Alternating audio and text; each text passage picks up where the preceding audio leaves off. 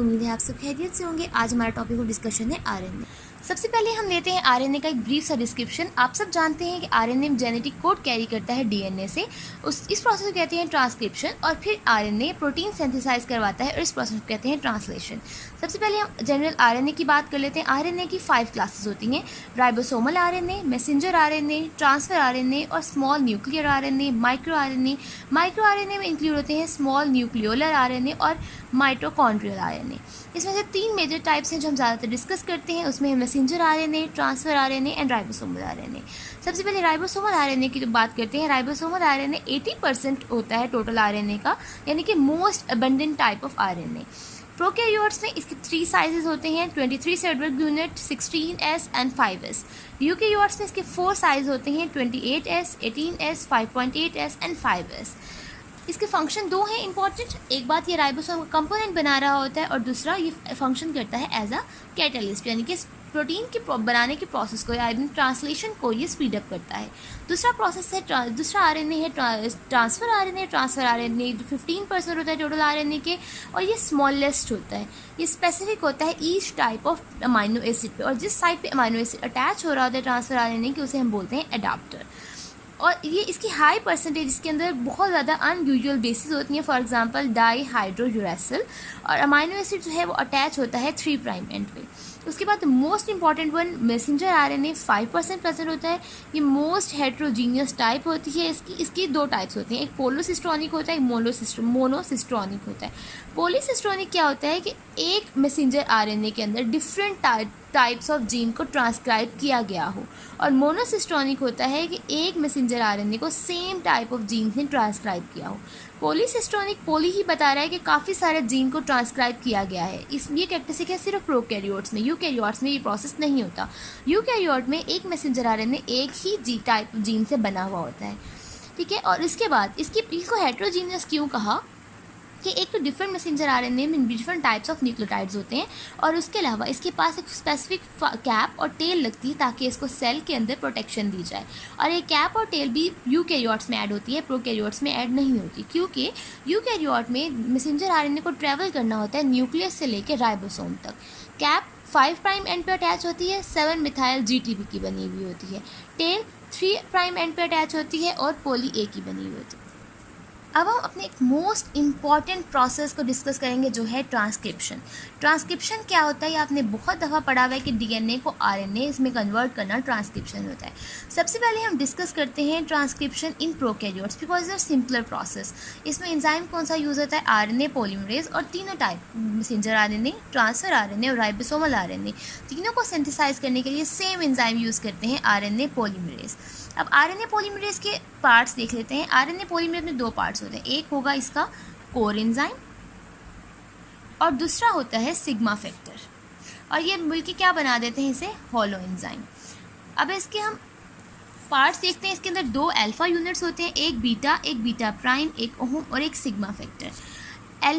2 alpha और एक sigma तीनों मिलके काम करते हैं एंजाइम को असेंबली करने का, ठीक है। और उसके अलावा जो बीटा इसका यूनिट होता है वो 5 to 3' आरएनए पॉलीमरेज को मूव करवाता है, और जो बीटा प्राइम टेम्पलेट होता है टेम्पलेट के साथ एंजाइम को बाइंड करके रखता है, और सिग्मा रिकॉग्नाइज करता है प्रोमोटर रीजन को।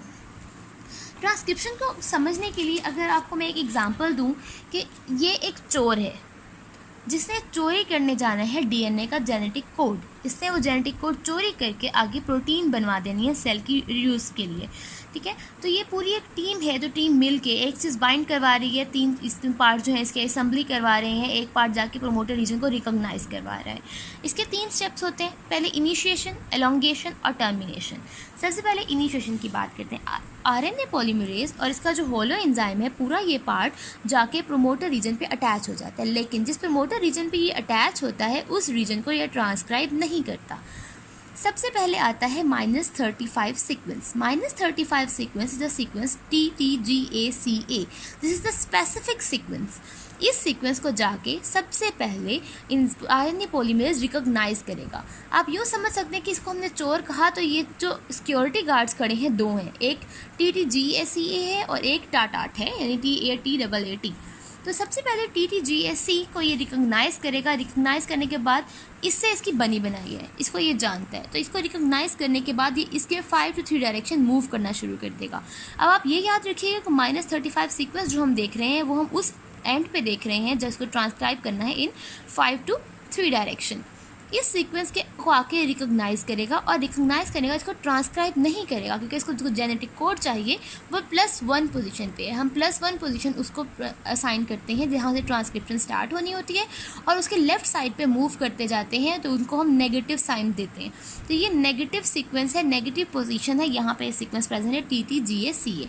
अब उसके बाद हम राइट हैंड साइड पे मूव करेंगे और एक और सीक्वेंस आएगा -10 जिसे हम बोलते हैं प्रिब्नोबॉक्स।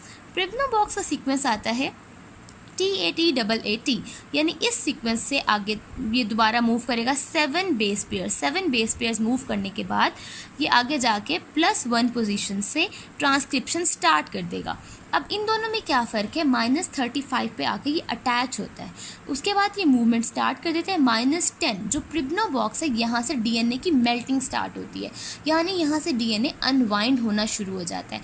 जब DNA अनवाइंड होगा तो यहाँ से लेकिन ट्रांसक्रिप्शन स्टार्ट नहीं हुई, सिर्फ और सिर्फ DNA की अनवाइंडिंग स्टार्ट हुई है।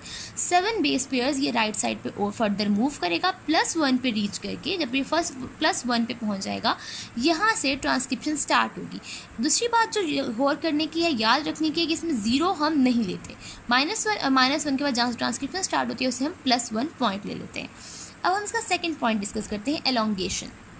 एलोंगेशन क्या होता है, अब जब वो जहाँ से उसने चोरी करनी थी जेनेटिक कोड की वो वहाँ एंटर हो गया, +1 पोजीशन पे एंटर हो गया। -35 ने उसको अटैच किया और यहाँ -10 ने उसको समझा कि ये फ्रेंड है, उसका दोस्त है, अंदर वो जा सकता है, तो उसने उसको एंटर होने की परमिशन दे दी, अनवाइंडिंग कर दी।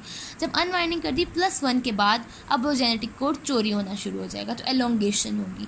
एलोंगेशन ज़्यादातर जो स्टार्ट होती है वो प्यूरीन से स्टार्ट होती है, यानी जो पहला यहाँ पे ट्रांसक्राइब हो रहा होगा वो प्यूरीन होगा, ठीक है। उसके बाद 10 न्यूक्लियोटाइड्स की एलोंगेशन होती जाती है। अब 10 न्यूक्लियोटाइड की बात हम क्यों कर रहे हैं कि इसके अंदर 2 पार्ट हमने पढ़े थे, एक हमने पढ़ा था सिग्मा फैक्टर, एक हमने पढ़ा था ये पूरा core enzyme. Sigma factor 10 nucleotide को ट्रांसक्राइब करने के बाद रिलीज़ हो जाएगा, इसके रिलीज़ के बाद बचेगा कोर एंजाइम। कोर एंजाइम पूरे RNA को जहाँ तक ट्रांसक्राइब करना है टर्मिनेशन तक उस पर मूव करेगा। अब ये देखिए यहाँ पे हमारा जो DNA है ये ट्रांसक्राइब इस ओपन हो गया है प्रोमोटर रीजन, यहाँ पे होगा -10 सीक्वेंस। -10 सीक्वेंस के बाद ये यहाँ से +1 पोजीशन से ट्रांसक्रिप्शन स्टार्ट हो गई है।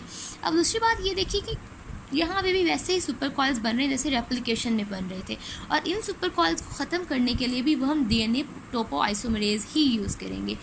अब RNA पॉलीमरेज फर्दर मूव करता जाएगा टुवर्ड द 3 एंड और DNA RNA हाइब्रिड हेलिक्स जो है वो जनरेट होता जाएगा।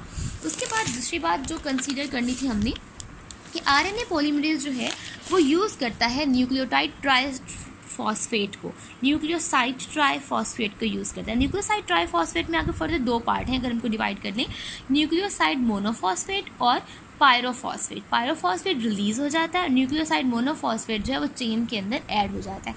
और दूसरी बात आप बेसिस की याद रखिएगा कि DNA की बेसिस होती हैं adenine, thiamine, guanine and cytosine, पर राइबोसोम में RNA में आके ये थायामीन जो है यूरेसिल से रिप्लेस हो जाती है।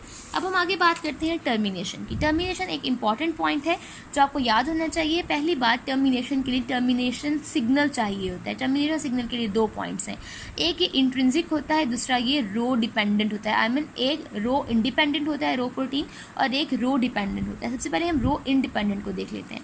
रो इंडिपेंडेंट जो है इंट्रिंसिक सिग्नल होता है, वो ट्रांसक्रिप्शन के लिए DNA के अंदर प्रेजेंट होगा। और दूसरा है ये हेयर पिन बनाता है।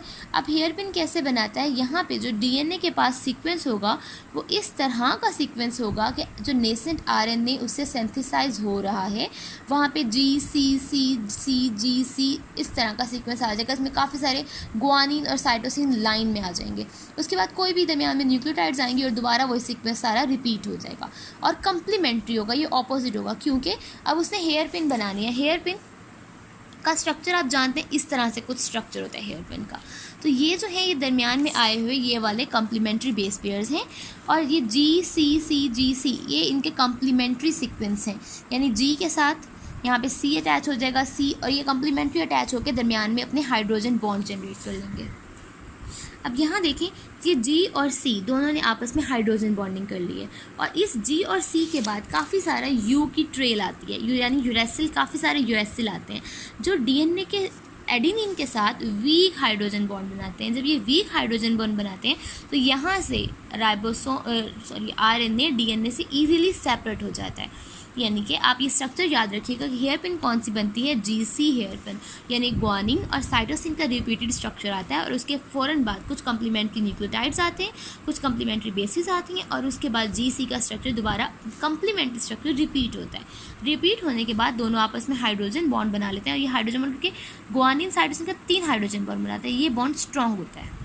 उसके बाद यूरेसिल की एक ट्रेल आ जाती है पूरी, और वो जाके DNA के एडेनिन के साथ बाइंड करता है। जब वो DNA के एडेनिन के साथ बाइंड करता है तो ये स्ट्रक्चर जो है वीक बॉन्ड होता है, वीक हाइड्रोजन बॉन्ड होता है, जिसकी वजह से ये ईजिली सेपरेट हो जाता है। यानी कि GC हेयर पिन रो इंडिपेंडेंट टर्मिनेशन के लिए एक इम्पॉर्टेंट स्टेप है। जब ये सीक्वेंस आना शुरू हो जाएगा तो उसके बाद RNA की सिंथेसिस टर्मिनेट हो जाएगी। दूसरा है रो डिपेंडेंट सीक्वेंस। अच्छा, एक बात और याद रखने की है कि ये सीक्वेंस आता है 3 प्राइम एंड पे, जबकि जो रो डिपेंडेंट सीक्वेंस है वो हम आता है 5 प्राइम एंड पे। यानी कि जो रो डिपेंडेंट सीक्वेंस है उसमें एक रो प्रोटीन होती है। रो प्रोटीन क्या है? एक हेक्सामेरिक एटीपेज प्रोटीन है जिसके अंदर हेलिकेज की एक्टिविटी होती है, यानी कि वो ब्रेक डाउन की एक्टिविटी उसके अंदर प्रेजेंट होती है। 5 प्राइम एंड पे अटैच होगा। 5 प्राइम एंड पे अटैच होने के बाद पूरा RNA के अलॉन्ग मूव करेगा, 3 प्राइम एंड तक मूव करता जाएगा, और जब टर्मिनेशन साइट आएगी तो ये अपना एटीपेज एक्टिविटी करेगा, यानी ATP की हेल्प से उसकी ब्रेक डाउन करवा देगा और RNA को सेपरेट कर देगा DNA से। अब हमारे पास लास्ट बात जो हमने प्रोकैरियोट्स में डिस्कस करनी है वो है एक्शन ऑफ एंटीबायोटिक्स। यानी हम क्यों पढ़ रहे हैं RNA पॉलीमरेज ट्रांसक्रिप्शन का पूरा सीक्वेंस हम प्रोकैरियोट्स में क्यों पढ़ा हमने? क्योंकि हम इसकी हेल्प से अपनी एंटीबायोटिक सिंथेसाइज करते हैं। जो एंटीबायोटिक्स यूज़ होती हैं ट्रांसक्रिप्शन प्रोसेस को इनहिबिट करके फर्दर प्रोकैरियोट्स की ग्रोथ को रोकने के लिए। अब 2 इंपॉर्टेंट मेडिसिन हैं इसमें, एक रेफिम्पिसिन है, ये रेफिम्पिन है, और दूसरा है डेक्टिनोमाइसिन। रेफिम्पिसिन क्या करती है? ये बाइंड होती है to the beta prime subunit of prokaryotic RNA polymerase, यानी ये जो हमने बीटा प्राइम यूनिट पढ़ा था यहाँ पे आके ये अटैच होती है।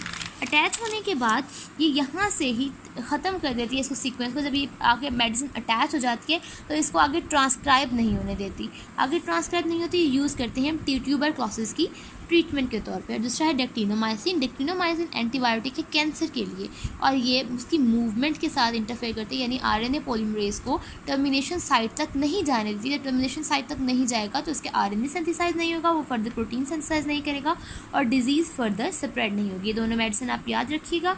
उम्मीद है आपको समझ आ गई होगी। अब एक छोटी सी वीडियो के साथ आप इसको एंजॉय करें, हम इस लेक्चर को ख़त्म करते हैं। Thanks a lot. Proteins are contained in our DNA. DNA contains genes. A gene is a continuous string of nucleotides containing a region that codes for an RNA molecule. This region begins with a promoter and ends in a terminator. Genes also contain regulatory sequences that can be found near the promoter or at a more distant location. The motor region of the gene functions as a recognition site for RNA polymerase to bind. This is where the majority of gene expression is controlled, by either permitting or blocking access to this site by the RNA polymerase. Binding causes the DNA double helix to unwind and open. Then during elongation, the RNA polymerase slides along the template DNA strand. As the complementary bases pair up, the RNA polymerase links nucleotides to the 3' end of the growing RNA molecule. Once the RNA polymerase reaches the terminator portion of the gene, the messenger RNA transcript is complete, and the RNA polymerase, the DNA strand, and the messenger RNA transcript dissociate from each other. The strand of messenger RNA that is made during transcription includes regions called exons that code for a protein, and non-coding sections called introns. In order for the messenger RNA to be used in translation, the non-coding introns need to be removed, and modifications such as a 5' cap and a 3' poly A tail are added. This process is called intron splicing and is performed by a complex made up of proteins and RNA called a spliceosome. This complex removes the intron segments and joins the adjacent exons to produce a mature messenger RNA strand that can leave the nucleus through a nuclear pore and enter the cytoplasm to begin translation. How is the information in the mature messenger RNA strand translated into a protein? The nitrogenous bases are grouped into 3 letter codes called codons. The genetic code includes 64 codons. Most codons code for specific amino acids. There are 4 special codons, 1 that codes for start and 3 that code for stop. Translation begins with the messenger